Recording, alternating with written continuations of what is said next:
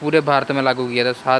सातों केंद्र शासित प्रदेश और पूरे इंडिया में जितने राज्य है और केंद्र शासित प्रदेश में सब में लागू किया गया था। जम्मू कश्मीर, लेह लद्दाख सब में।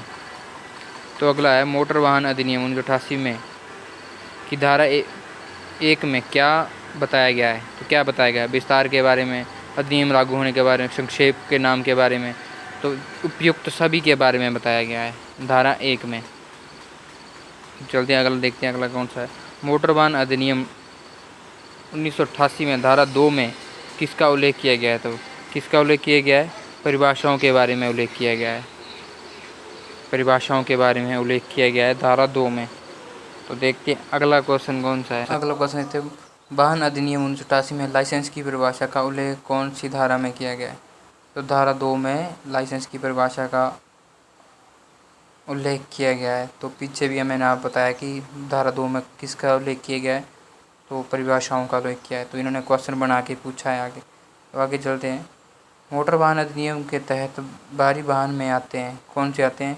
जिनमें 12,000 kg लोड होता है। 12,000 टन हो गया, 12 टन हो गया, 12,000 नहीं, 12,000 kg 12 टन के आसपास होता है जो, ठीक है ना। 12 टन के ऊपर होता है, थोड़ा बहुत आसपास होता है क्योंकि रिजेक्ट तो नहीं होता। तो 12 टन होता है। चलते हैं अगला क्वेश्चन। अगला क्वेश्चन है एक ड्राइवर को एक दिन में कितने घंटे गाड़ी चलानी चाहिए?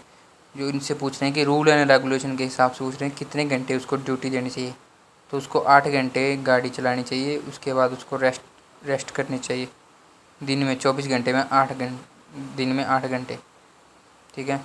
चलते अगला देखते हैं। एक मोटर वाहन अधिनियम के तहत ई रिक्शा, ई गाड़ी को कौन सी धारा की परिभाषा में लिया गया है?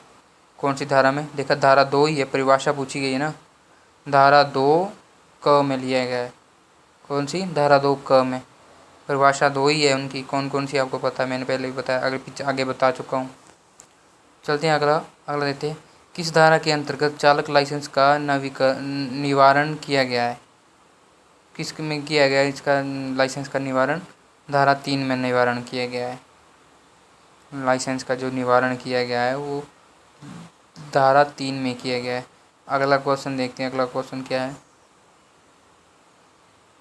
तो अगला क्वेश्चन है मोटर वाहन अधिनियम के तहत हल्के वाहनों को चलाने के लिए पर्याप्त उम्र कितनी होनी चाहिए? हल्के वाहन जो 7500 kg तक आते हैं, ठीक है ना, वो कौन से होते हैं? हल्के वाहन। कौन सी उम्र होगी उसमें? 18 वर्ष उम्र होगी। कौन सी उम्र होगी? 18 वर्ष, ठीक है। तो चलते हैं अगला क्वेश्चन देखते हैं। अगला क्वेश्चन क्या है?